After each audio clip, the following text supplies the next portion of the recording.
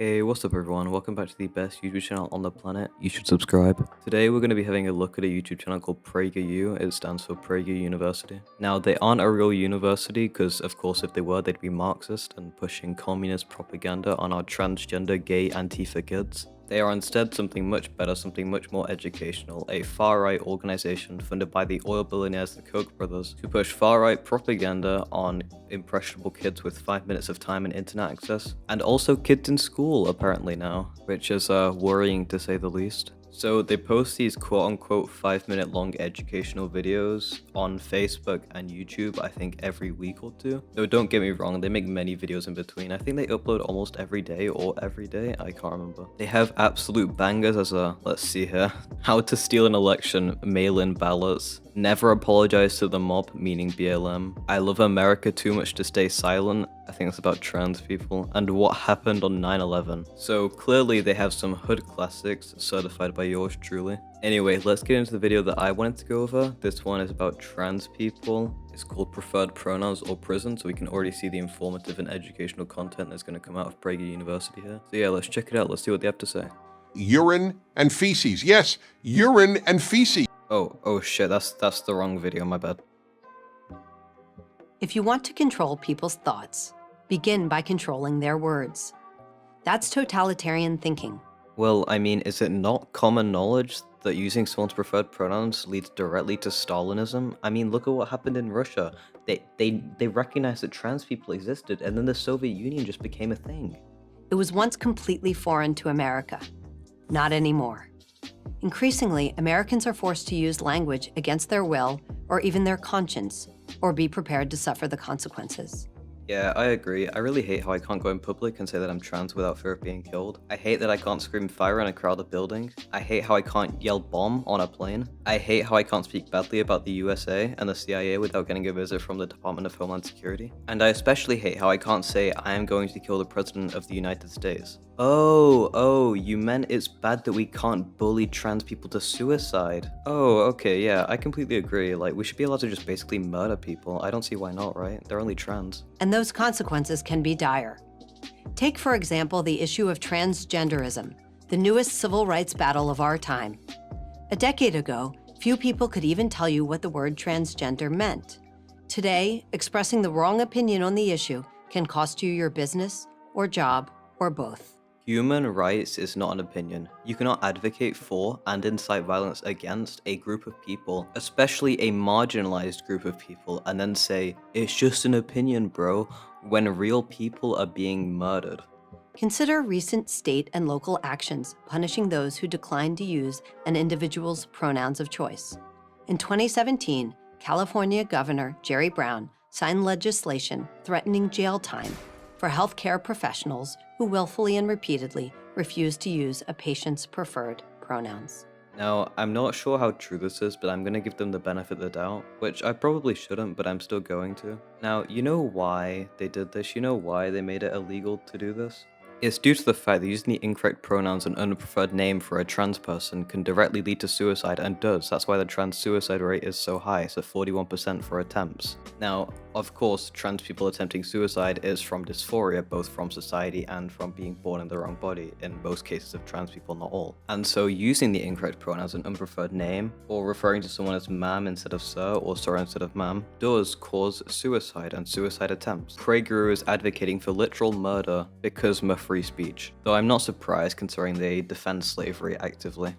Under guidelines issued in 2015 by New York City's Commission on Human Rights, employers, landlords, and business owners who intentionally use the wrong pronoun with transgender workers and tenants face potential fines of as much as $250,000. I'm sure that bourgeoisie asses can afford it.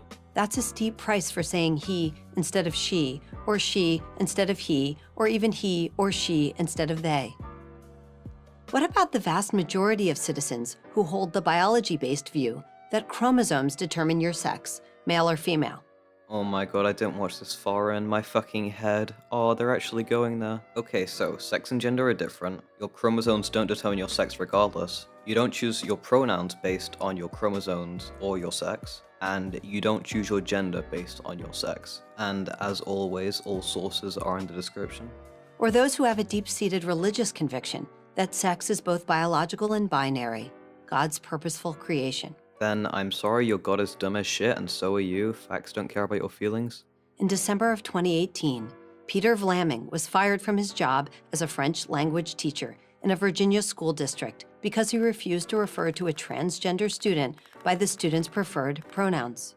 Vlaming's Christian belief prevented him from bowing before the notion that the student who had been a she in his class the year before was now suddenly a he. This brave warrior did not bow down to the transgender mob. He stood his ground, and he let feelings go over facts. He decided to be almost as dumb as Ben Shapiro, somehow dumb as rocks, a fucking rat. What a brave soldier, what a brave soldier. My salute goes out to you. Also, I love how the skirt changes to pants, as if the notion of a boy wearing a skirt or a girl wearing pants is just fucking insane. Like, these guys, they let their feelings just drive them so hard. They're like, ooh, gross, a girl in pants, ooh, a boy in a skirt, ooh. I fucking love it. I fucking love it.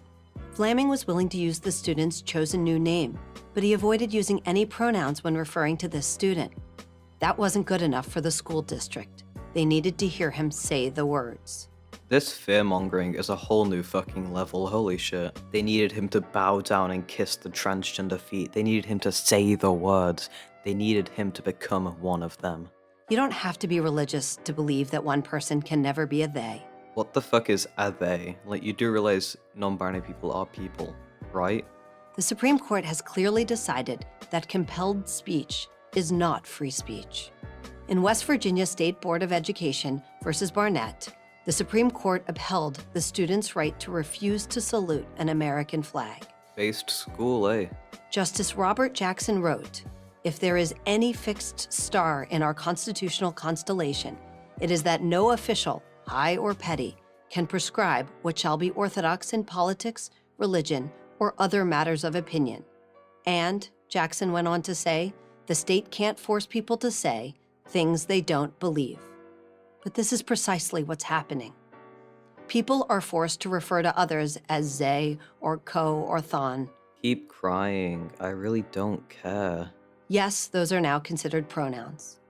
What might otherwise be a courtesy now has criminal consequences. In most contexts, I would have no problem addressing others in any manner they chose. Yet here you are crying about it. And I'm sure most Americans feel the same.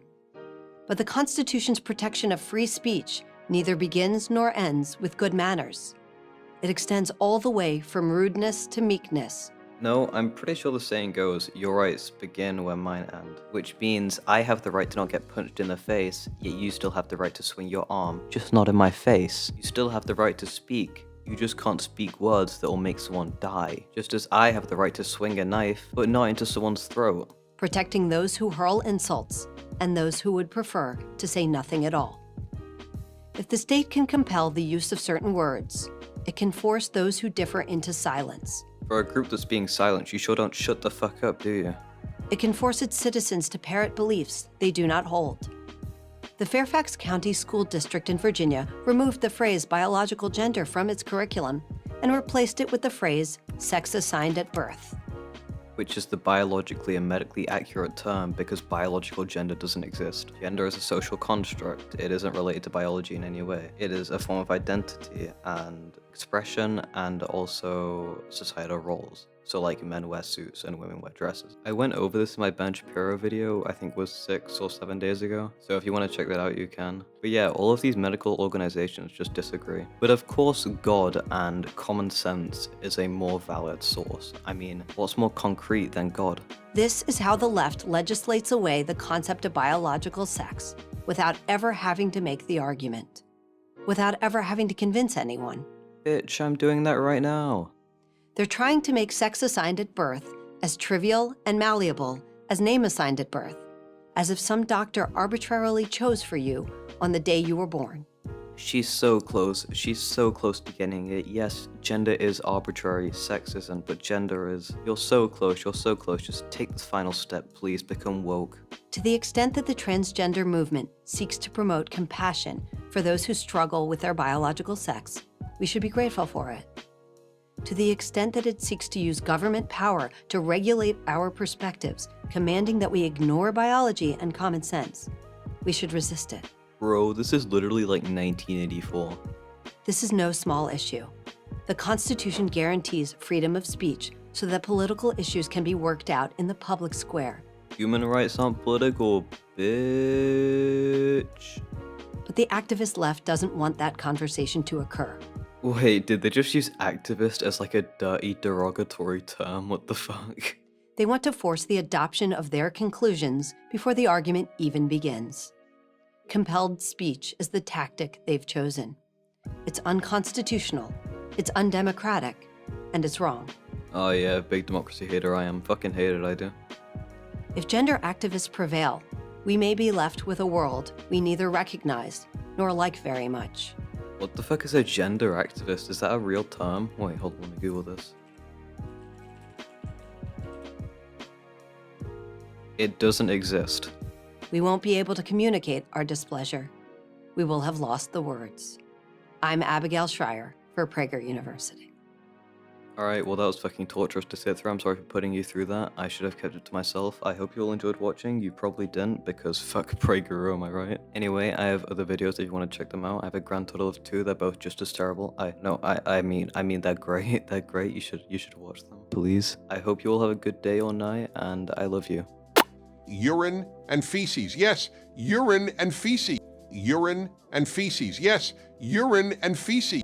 Urine and feces. Yes, urine and feces.